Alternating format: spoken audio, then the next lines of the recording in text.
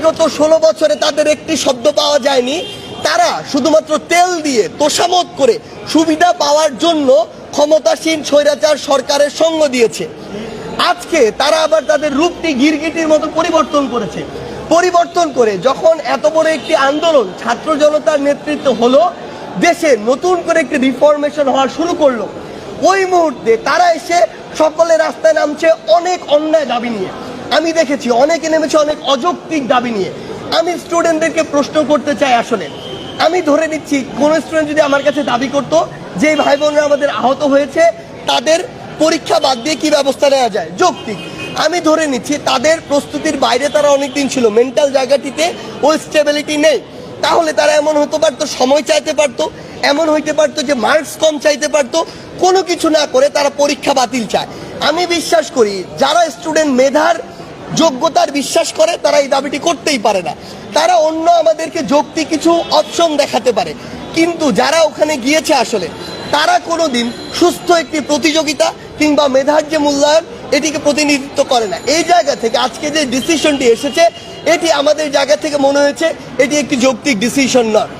এরকম করে প্রত্যেকটি সেক্টরে আমরা দেখছি যে তারা আজকে হুজুগে বাঙালির মতো রাস্তায় নামছে বিভিন্ন জায়গায়। এগুলো করে আলটিমেটলি আপনার স্টেবল একটি অবস্থা আসবে কিনা, আপনি এতদিন ধরে যে ক্ষতটি তৈরি করেছেন সেই ক্ষতটি আপনি চাচ্ছেন আজকেই পূরণ হয়ে যাক। আমি অবাক হচ্ছি, মানুষজন আজকে দাবি করছে গ্রেড 1-এর একজন সচিব যেমন তার পদত্যাগটি প্রয়োজন, তারা চাচ্ছে গ্রেড 20-তে যে একজন রয়েছে কর্মচারী তাকেও আজকে একসাথে নামিয়ে দিন। মানে তারা পুরো একটি সিস্টেমকে মনে করছে যে 7 দিনে আপনি নামিয়ে দিবেন, সংশোধন করে দিবেন। এটি তো কোনোদিন হতে পারে না। মানে একজন সরকার তার জায়গা থেকে যেটি করবে যে মাথাতে প্রথমে হাত দিবে, দুর্নীতিগ্রস্ত যে মাথাটি তাকে সরিয়ে এরপর চেইন অফ কমান্ড অনুযায়ী ধীরে ধীরে পরের স্টেপগুলোতে ব্যবস্থা নেওয়া হবে। এটি তো একটি সময়ের বিষয়। সেই জায়গাতে আমার মনে হচ্ছে যে আমরা কিছু সুবিধাবাজ গোষ্ঠী তৈরি হয়েছি এই মুহূর্তে পুরো বাংলাদেশে, যারা শুধু ব্যক্তি স্বার্থটি বুঝি। দেশের কথা আমরা এখনো চিন্তা করছি না, পূর্বেও করিনি, ভবিষ্যতেও করব না। এই মানুষগুলো দেশকে সময় না দিয়ে, অন্তর্বর্তীকালীন সরকার বা রাষ্ট্রকে সময় না দিয়ে তাদের ব্যক্তিগত সুবিধার জন্য রাস্তায় নেমে পড়েছে এবং এই অস্থিতিশীল পরিবেশটিকে স্থিতিশীল হতে দিচ্ছে না। আমরা হাইকোর্ট পর্যন্ত ঘেরাও করা হয়েছে আমাদের পক্ষ থেকে।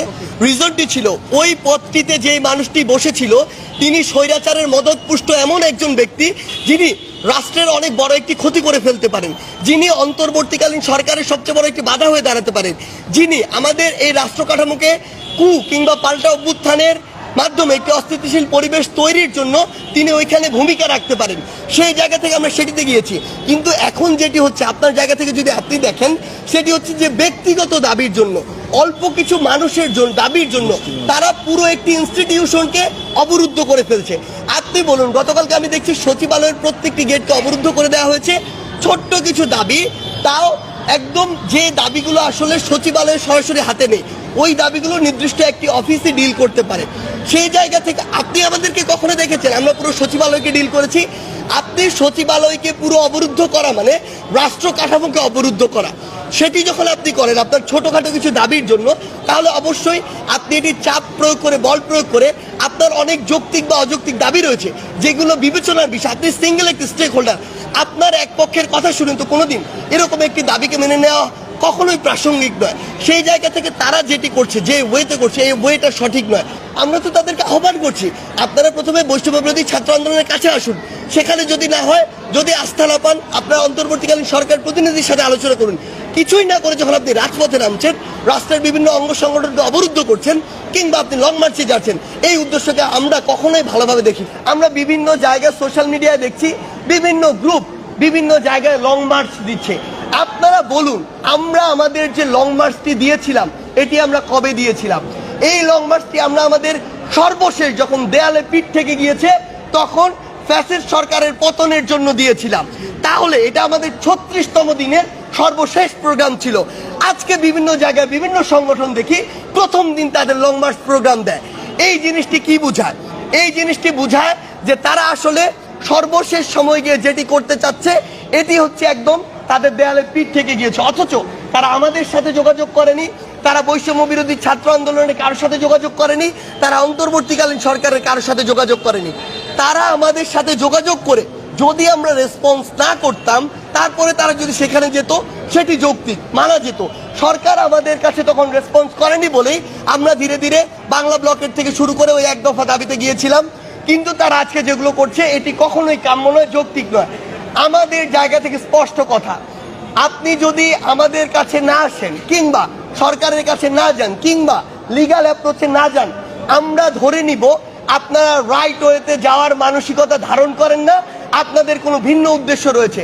এবং আমরা এটি আপনাদের বলে দিচ্ছি, সেই উদ্দেশ্য নিয়ে আপনারা যদি প্রশ্নবিদ্ধ কোনো কর্মসূচিতে যান, তাহলে পরবর্তীতে কোনো অপ্রত্যাশিত সিচুয়েশনে আপনারা আমাদের সহযোগিতা পাবেন না, এটি আমরা আমাদের জায়গা থেকে স্পষ্ট করে বলে দিচ্ছি। আর যদি আপনারা আমাদের সহযোগিতা কামনা করেন, পাশে আমাদেরকে চান, এনি টাইম এনি মোমেন্ট আপনারা আমাদের কাছে আসলে আমরা সেই বিষয়ে রেসপন্স করব। সময় লাগতে পারে, কিন্তু আমরা অবশ্যই রেসপন্স করব। সেই জায়গা থেকে আমি সকলকে স্পষ্ট করে বলে দিতে চাই, যত স্টেক হোল্ডার রয়েছেন, আপনারা লজিক্যাল ওয়েতে যান, সরকার থেকে শুরু করে রাষ্ট্রকে সময় দিন।